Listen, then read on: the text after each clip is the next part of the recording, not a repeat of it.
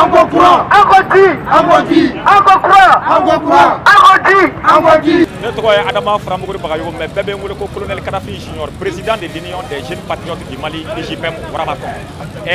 An bɛ société min da la bɛɛ lajɛlen b'a dɔn, société min n'a tɔgɔ dalen don énergie du Mali la n'u b'a fɔ ma ko EDMSA. EDMSA o tɛ dɔwɛrɛ ye ale de bɛ an ka yɛlɛkow ɲɛnabɔ n'o y'an ka courant-kow ye. Mais an bɛ faso min kɔnɔ bi fantandenw bɛɛ lajɛlen tɔɔrɔlen don. Énergie dɛsɛra. Énergie dɛsɛra. Énergie dɛsɛra. An ka kɛ an ka ji ye. An ka kɛ an ka ji ye. An ka kɛ courant ye. An ka kɛ courant ye. Énergie dɛsɛra. Énergie dɛsɛra. Ne tɔgɔ Ousmane M Traoré, ne ye collectif des jeunes leaders président Bamakɔ yan. Hakilina min y'an se yan bi hakilina kelen ka da kan nin y'a mun waati kununnen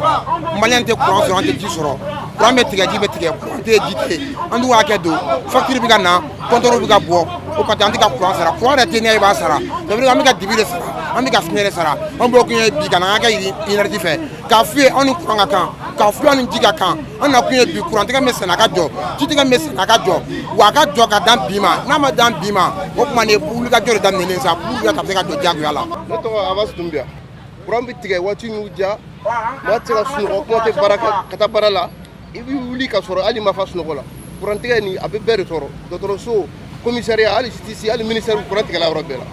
vraiment an bɔla de k'a jira k'a fɔ an nisɔngoyalen don EDM kɔrɔ EDM k'a lajɛ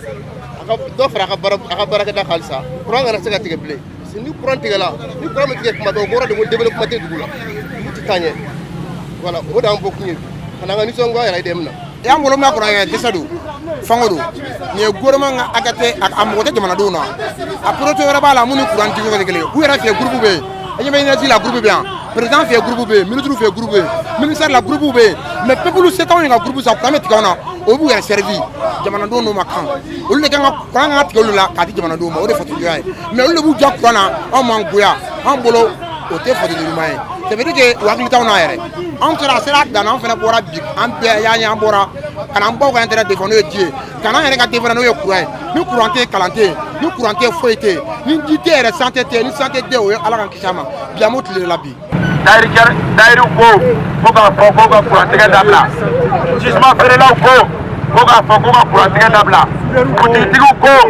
k'a fɔ ko ka courant tigɛ dabila soudeurs ko k'a fɔ ko ka courant tigɛ dabila menuisiers ko k'a fɔ ko ka courant tigɛ dabila. Manifestation a yɛrɛ de don k'a jira k'a fɔ maliyɛnw degunnen don a bɛ dɔ bɔ courant tigɛ la a ma dɔ bɔ courant tigɛ la f'an ka bɔ de k'a jira k'a ma bɛn an ma n'an sigila k'a to a ka kɛ to tan o kɔrɔ de ko an sɛbɛ tɛ